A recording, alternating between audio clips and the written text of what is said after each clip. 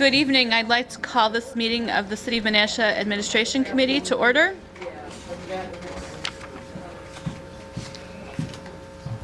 Clerk Galiazzi, could we have roll call, please? Alderman Nichols. Here. Alderman Taylor. He's here. Alderman Kraut-Kramer. Here.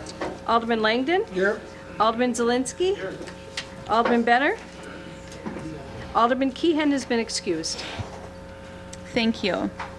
The first item of business this evening is to approve the minutes from the Administration Committee meeting of July 20th, 2015. Do we have a motion?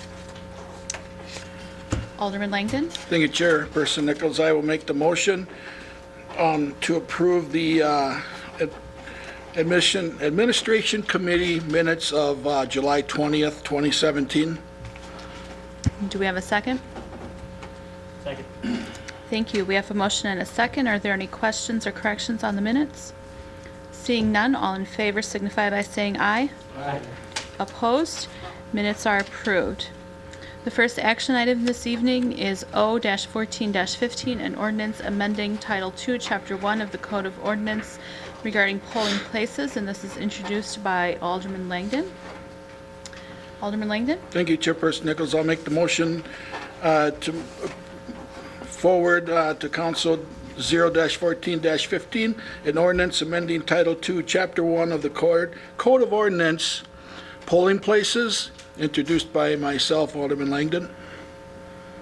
Do we have a second? We have a motion and a second. Clerk Galiazzi, would you be able to briefly inform the public what this is about? Yes, this is to change the polling place for districts 3 and 4, which is currently Bonta School, to the Boys and Girls Club. Couple reasons: parking. It's better parking over there. Safety, some safety issues, and also a newer building is more ADA compliant. And this will be a permanent change to Yes. the polling places? Yes, this will be a permanent, and being that it's a permanent, I will be sending out notices. I plan on putting, we've got a newsletter coming out in the fall. I'll put something in there. I'll be sending out the notices to the people. I don't know if I'll send them out yet this year. I kind of would probably like to wait until the 1st of 2016, because our first election really isn't until February of 16. And that way people are going to be more up to know that it's changing when they get a notice closer to the election date. Great, thank you. Any other questions or discussion? Yes. Alderman Zielinski? Thank you. Was the board of directors receptive to this? Did they bring this forward? You go out and ask them. Actually, I went to the director, and after the building was open, and I went to the open house and saw how beautiful it was and what area. They've got a very nice community room, plus the gymnasium, and it was so nice and everything. Like I said, was the doorways and the walkways were nice and wide, and nice area. I approached them, and the mayor had also talked to them for me and kind of gave them the bug, and I talked to them, and they were very receptive. They thought it was wonderful to try and get more people into the building and see the building. Yeah, that's great. Thank you. Any other questions? Seeing none, we'll take a roll call vote. Motion carried on roll call 6-0. Item number 2 is liability insurance, CIVMIC update and renewal. Attorney Captain has provided us with information about renewal rates for our insurance for the next few years. Would you provide a brief summary of that information, Attorney Captain, before we get a motion? Thank you. Sure. What's before you is just a request then to renew. This would be for the years 2016, 17, and 18 with CIVMIC. If you'll recall the way that CIVMIC provides its quotes, it does ask for a commitment. They try to send out the quotes for liability insurance a few years ahead of time to aid in budgeting. There are a couple of different numbers here. If you'll look on the memo, July 29, 2015, and at the bottom on the left is the quotes for the insurance to continue at the self-insured retention amount of $25,000, which is what we have had most recently. And then there is a quote with the optional. So they did provide us an optional quote this year for the next highest self-insured retention amount, which is $37,500. The only other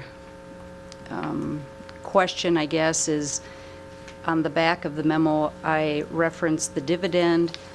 In the past, the city has selected option 1, which is the default option. No action would be necessary for the Common Council if that's how we choose to receive the dividend.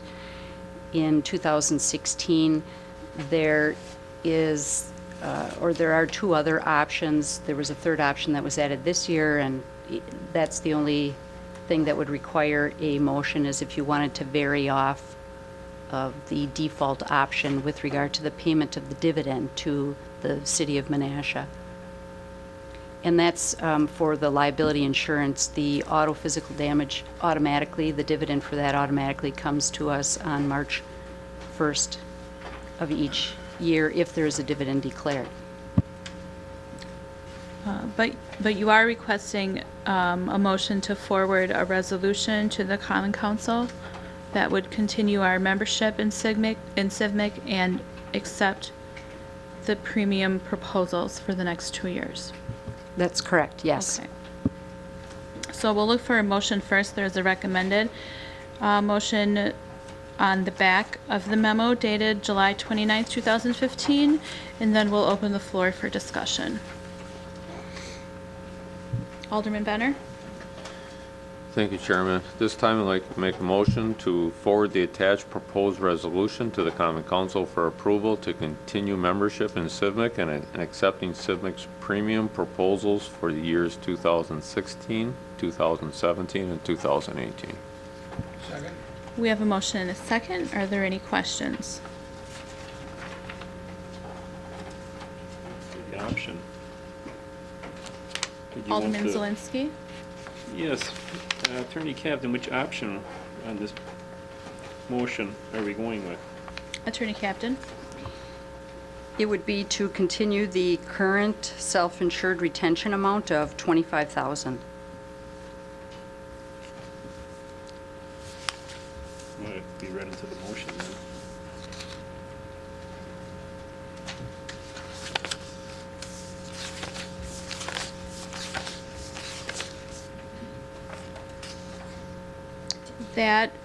That information is in the resolution. Any other questions? Seeing none, we'll take a roll call vote. Motion carried on roll call, 6-0. And the last item of business this evening is an interagency memorandum of understanding to purchase a Portacount Pro Respiratory Fit Tester. And I'll turn it over to Director McKenney to tell us more about that. So the purpose of the memo is to request your permission to enter into an interagency agreement with a total of 11 health departments. A respiratory fit testing program is part of the safety program for the city, which the health department is responsible for, primarily working with police, public works, health department staff to make sure that their personal protective equipment, including masks, are tested annually.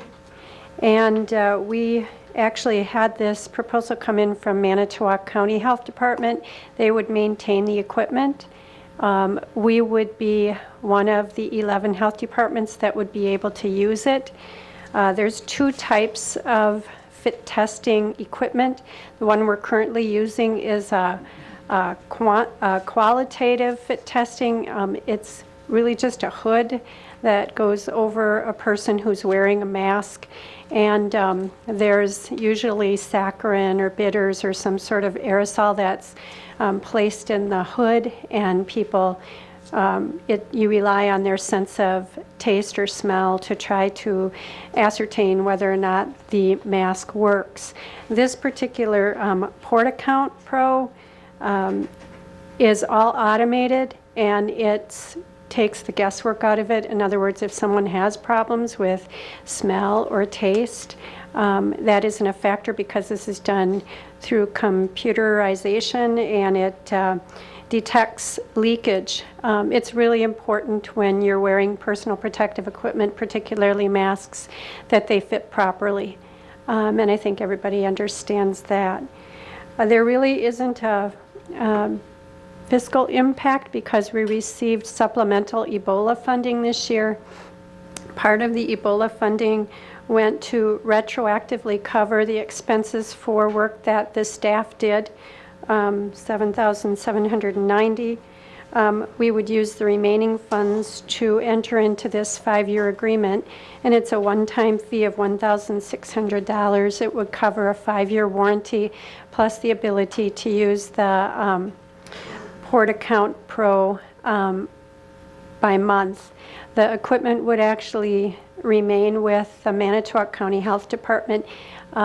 We would have the equipment calibrated on an annual basis. So it really does save the taxpayer money because it would actually be about $17,600 if we were to do this by ourselves, but since we can go in with 11 other health departments, it brings the cost down to about $1,600 for the next 5 years, or approximately $325 per year. It's well worth the investment. Thank you, Director McKinney. And with that, we'll look for a motion to forward this to the council, and then we'll open the floor for discussion. Alderman Benner?